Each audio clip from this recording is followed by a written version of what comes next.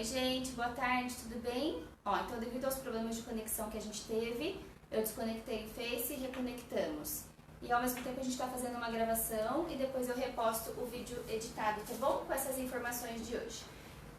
Quem não conseguir então mandar as perguntas ao vivo, me manda depois pelo WhatsApp e a gente vai conversando, né? Isso, durante depois a a gente semana, responde. e aí a gente vai respondendo, tá bom? Se procurando pelo Insta @doutora DRA Marina Felca e no Face também, DRA Marina Felca, tá bom?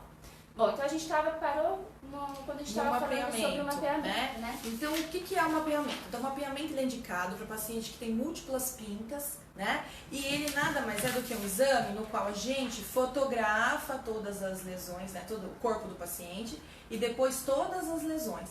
E aí a gente consegue passar no software. Mais ou menos, né? Como se fosse uma foto dessa lesão ampliada, que é a dermatoscopia em si, né? Isso. Aí isso é feito um laudo, como se fosse para comparar com quem já está mais familiarizado, por exemplo, laudo de endoscopia. Não vem as fotos e depois um resuminho do laudo. Exato, vem um CD também com todas as imagens do paciente, todas as lesões, porque o importante é que a gente vai tirar aquelas lesões, mas o mais importante é o acompanhamento das demais, né? Então aí ano a ano a gente vai repetindo as fotos e vai comparando. Então a lesão de 2019, a lesão de 2020, de fato, as lesões que são necessárias tirar e não ficar cortando, retalhando o paciente, né? Sim. Com lesões que a gente suspeita, mas não tem um acompanhamento, só com uma suspeita clínica. Então a tecnologia aí entrando na inovação da medicina, né?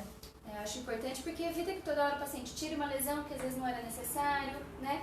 Vai uma cicatriz, querendo ou não, é um procedimento. É um risco, né? cirúrgico também que existe, né? Sim. Então acho que o mapeamento ele vem hoje para complementar. Regular, então também é um sinal de malignidade. C são as cores, quando a lesão possui múltiplas cores, então ela é pretinha, ela é marronzinha, ela também é vermelhinha, né? D é quando o diâmetro é maior do que 6 milímetros, então tem uma chance maior de se transformar ou de ser já um câncer de pele. E o E é de evolução, então uma lesão que está coçando e não coçava antes, que está sangrando e não sangrava antes, né? Então, evoluiu a lesão, entra no E. Então, essa é a regra do ABCD, é o que todos os pacientes devem seguir antes de procurar ou um cirurgião plástico ou um dermatologista. Perfeito. E de medidas preventivas? A gente começou nossa conversa hoje falando dos tipos de câncer de pele, né? Todos eles são preveníveis?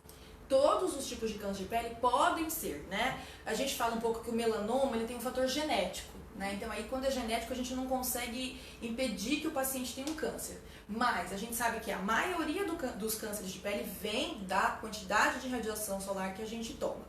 E isso é uma coisa que acontece muito no consultório, porque o paciente fala assim, doutora, eu não tomo sol. Mas e o sol que você tomou lá no passado, né? Quando você era menina, criança, muito mais fácil acesso, de custo muito mais acessível, né? Evitar a radiação no período das 9 da manhã até as 16 horas, porque nesse período a radiação ultravioleta B ela está em quantidade maior, e ultravioleta B é que é o maior carcinogênico do sol, né? Quem mais provoca, né, a possibilidade de isso evoluir para uma lesão. Quem mais provoca, exatamente, a possibilidade de câncer, né? Então, reaplicar o protetor também é importante, porque se a pessoa aplica de manhã, esquece que ela tem que reaplicar novamente. Então, se você está na praia, está num ambiente que você suou, molhou a pele, você deve aplicar de 2 em 2 horas esse protetor solar, né? E, inclusive, muitas pessoas não sabem como aplicar o protetor solar, né? Então, o ideal é que a gente aplique o protetor solar nu, né? Sem roupa, passa o protetor solar 30 minutos antes da praia, do dia a dia. 70% da radiação que a gente acumula é no dia a dia. Então eu tenho que acordar de manhã, eu tenho que passar protetor. Exatamente. Mesmo que esteja nublado, mesmo que esteja chovendo, mesmo que esteja inverno, mesmo que fique em casa, né? Porque é bom a gente salientar que assim, o raio ultravioleta ele não é visível, né? Então não é a luz solar. Então o raio ultravioleta em dias nublados, em dias frios, ele também está presente, né? E ele também está sendo carcinogênico. Então também está podendo provocar um câncer de pele. Então se todo dia você sai, não usa protetor, sempre aquela pele que está exposta, ela está exposta por um tempo muito prolongado. Se você passou 20 anos sem usar protetor, então são 20 anos de sol em cima daquela pele. Né? Exatamente. E pensando nisso, as regiões que são mais comuns a gente ter câncer de pele, né? Onde está mais exposto, normalmente. Né? Né? Então, geralmente, rosto, rosto, braços, né? Não esquecendo de lábios, né? O pessoal tem também protetor solar labial. Então, às vezes o paciente pergunta assim pra mim, doutora, então agora que eu tive esse tumorzinho, pareceu um aqui, é porque esse daqui espalhou pra cá? Na verdade, não é que espalhou, Exatamente. né? É que aquele sol que você tomou sem proteção, ele queimou aquele DNA, alterou a célula, né? E o vizinho que também não tomou não passou protetor também pode Vai evoluir. aparecer. Exatamente. Né? A gente sabe que 43% dos pacientes que já tiveram um câncer de pele vão ter outros. Então, é um paciente que precisa ser efetivamente acompanhado pelo médico, né? E muito atento a qualquer lesão nova que ele tenha. Porque, de fato, é o que a gente chama de campo de cancerização, né? Então, aquele campo... A região, né? A região toda é uma região propícia ao aparecimento de outros tumores. E falando um pouco do melanoma, né? Ele tem mais o fator genético, né? Associado, que é mais forte. Então, a gente nem sempre vai, com medidas só preventivas de protetor, evitar, né? Mas se a gente já teve um diagnóstico de melanoma de uma forma diferente com esses familiares? Com certeza, né? Porque a gente sabe que o melanoma ele é muito ligado a fator genético e também ao sol intermitente. Então, aquele paciente que ele fala assim, eu não tomo sol, mas aí na praia, uma vez ao ano, ele vai e toma uma alta quantidade de radiação, né? Então, esse perfil de paciente é um paciente que tem que ficar muito mais atento às suas lesões, procurar, não é, com constância acompanhamento médico, né? Passar com a Sociedade Brasileira de Dermatologia pensando nisso, na conscientização da população, né? Em deixar o dezembro laranja aí marcante, como é o outubro rosa, né? Para os pacientes. E eu acho que só para finalizar essa questão do melanoma, por exemplo, a maioria das lesões de melanoma que a gente acaba pegando é tronco, ou às vezes dorso, né? Exatamente. Que são regiões Tronco que a gente dorso. não enxerga, né? Porque tá atrás. Olhadinha nas costas sempre é importante. Isso, né? o autoexame cutâneo, né? E o próprio paciente, usar o espelhinho, né? Então, se olhar, como a gente faz na mama, que a gente aprende, né? A tocar e avaliar se existe algum nódulo, é se olhar e pedir ajuda dos familiares. Tá. Para quem já teve uma lesão, com qual regularidade tem que fazer os exames? Para quem já teve uma lesão, então a gente tem alguns protocolos, né? De 3 em 3 meses, de 6 em 6 meses no primeiro ano, né? Que também ajudam ao controle das metástases, né? Apesar da gente estar vendo, né, uma quantidade maior de melanomas, Exatamente. Graças a Deus são melanomas ainda pequenos, né? Então, quando que a gente fala que o melanoma é pequeno? Quando a espessura, a profundidade dele é menor do que 1 milímetro, né? Muito pequeno. É muito pequeno, mas o fato dele ser pequeno e ter metástase mostra o quanto ele é agressivo, né? O quanto ele pode ser agressivo, na verdade. Então, se eu retiro aquela lesão, vai para biópsia, né? Para fazer essa análise lá no microscópio, ele vai analisar essa profundidade, quanto que entrou dentro da pele. Então, se foi até 1 milímetro, a gente tem bom prognóstico, tratamento eminentemente cirúrgico. A partir disso, os 2 centímetros quadrados de película, de espessura que o protetor fica na pele. Então, na prática, ele não está usando FPS 30, ele aplica o 30, mas ele está usando um FPS menor. Então, a gente tem uma tendência para ter um zelo maior do paciente de passar um protetor fator 50, enfim, fatores maiores nesse sentido. Mesmo que passe errado, pelo menos vai proteger. Mesmo que passe errado, ele está com uma proteção solar maior, lembrando que o nosso índice ultravioleta, pessoal, é muito alto, né?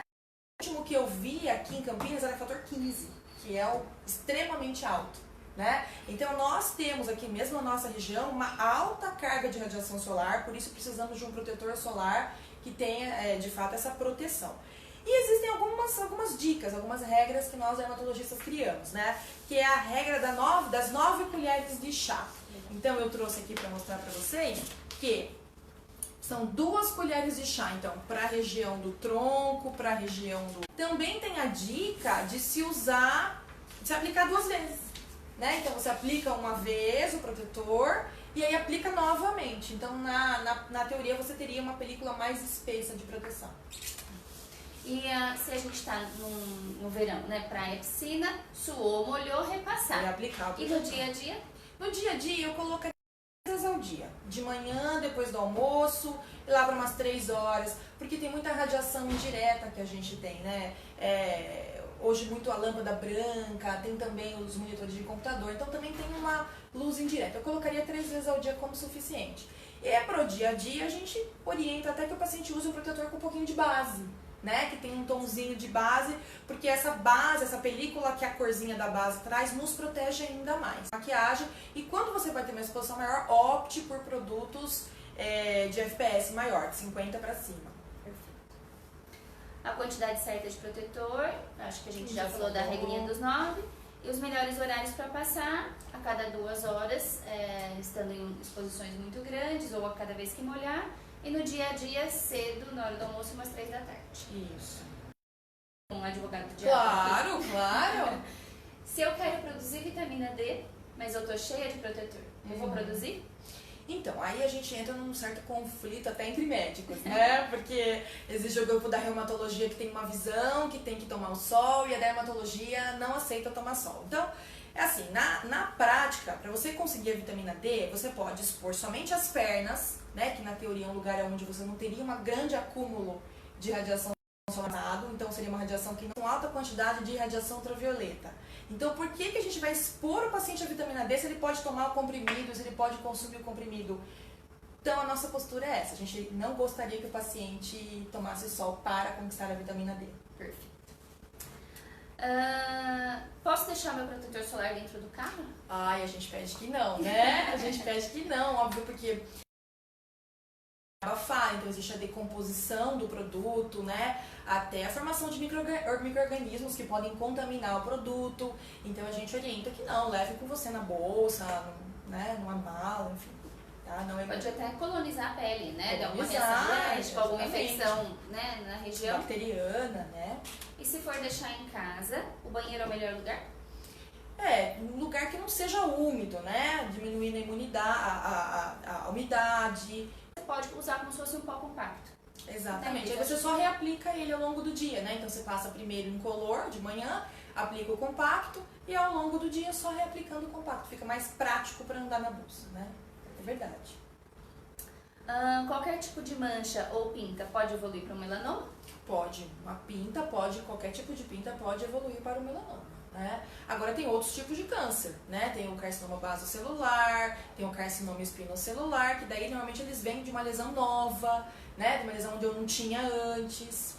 E se a pinta não existia e ela apareceu? Ela é ainda mais perigosa, porque a gente sabe que a grande quantidade dos melanomas são de novo novas, né? Então é uma lesão diferente que eu não tinha, então é uma lesão que merece sim uma avaliação médica. E quem está mais propenso a desenvolver melanoma? Existe algum cor de pele que às vezes protege? Ou quem mais clarinho, quem mais moreno? O paciente mais claro, né, ele possui menos melanina. Então, como ele possui menos a melanina funciona como um protetor solar natural, ele acaba tendo uma facilidade maior do corpo. Posso ficar exposto ao sol sem perigo? Depende da quantidade de sol, né? Depende da reaplicação, depende se você não suou, se você não entrou na água, né? Então, perigo a gente sempre vai ter porque a radiação tá muito forte, né? Elise, falando de forma de spray, né? É muito mais fácil, por exemplo, os homens passarem em forma de spray, eles são tão efetivos quanto? Eu acredito que são, contanto que você aplique uma camada, né, uma camada espessa. O que acontece é que o spray a gente normalmente passa uma camada muito fina. E aí quando você passa fino, você não tem aquela proteção, aquele FPS que você de fato adquiriu no produto. Então, eu acho que se você for passar, passa uma camada grossa que de fato você sinta que tem essa proteção e reaplica ainda mais frequente. Porque ele... Exatamente. Existem diferentes tipos de lesão, então que a gente já comentou. E lesões benignas? Aí a gente já entra numa outra possibilidade, tem inúmeros tipos de lesões. várias, né? Então tem as pintas que são benignas e graças a Deus são a maioria, né? Então são aquelas que são simétricas, quando a gente coloca o dermatoscópio a gente vê que o padrão é de rede, né? Ela não tem todas aquelas características que a gente busca, né? Então essas pintas podem ser muito bem acompanhadas pelo dermatologista, né? Ou tiradas esteticamente pelo cirurgião plástico. Né? Então muitos pacientes procuram o consultório e falam, doutora, me incomoda. Aí a gente fala, olha, é benigna, mas se te incomoda, retire esteticamente com o cirurgião, né? O que você fala sobre essa parte estética? Você concorda? Você acha que é válido tirar? Eu acho que sim, eu acho que se a partir do momento que aquilo está incomodando, né, que assim atrapalha, acho que sim. A gente vai conversar em relação a isso, ou uma região de pele mais grossa, né, que vai cicatrizar mal. Então também isso são fatores genéticos que vão mostrar como que vai ser a evolução dessa cicatrização, tá? Mas eu acho que sim, né? Desde que o paciente entenda, olha, eu vou tirar, né? Eu vou tirar, mas eu vou ganhar uma cicatriz que eu posso cuidar depois. A gente também tem a beta-terapia também, né? Que pode ser, né? Então, lesões que você retira e que de fato acham que tem uma tendência de queloide, pode também pensar nisso, né? A beta-terapia que a Elisa comentou é um tipo de radioterapia.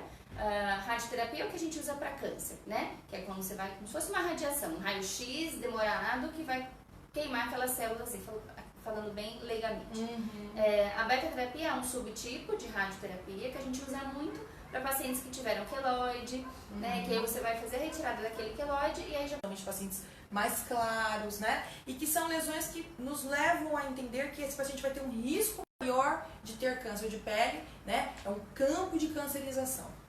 E a gente precisa necessariamente tratar cirurgicamente essas lesões pré-cancerosas? Cirurgicamente não, mas a gente precisa tratar, porque existe uma grande possibilidade de alguma delas se transformar num vaso celular ou num espino celular. Então a gente tem tratamentos clínicos que podem ser feitos com algumas pomadas. O próprio protetor solar, ele já faz o tratamento, né? Então, muitos pacientes chegam no consultório e falam, doutora, eu não gosto do protetor, é dura, a gente já atendeu no consultório, né? A paciente fazer isso em rosto, perto do olho, né? Um risco de queimar os olhos. Então, assim, eu acho que essa coisa de você fazer esses procedimentos por conta é uma atitude errada, né? Um risco que você não sabe o diagnóstico, né? Exato. Você está queimando tudo e qualquer coisa, então você pode estar queimando um câncer de pele, Exato. Você pode estar queimando uma lesão benigna, viral, que às vezes vai espalhar aquele vírus e vai aumentar o número de lesões também. E essa semana chegou uma paciente com uma queimadura no cantinho da boca, comprou um ácido nessas plataformas digitais aí, chegou com 2 manchas muito grandes aqui, passou o ácido e queimou. De vocês terem nos assistido. Obrigada, viu, pessoal, lá no Facebook. Gente, então ó, agora que o Face voltou, ressurgiu das cinzas, a gente está finalizando. Nós gravamos o vídeo que tem 30 minutos de informação bem importante para vocês. Eu vou editar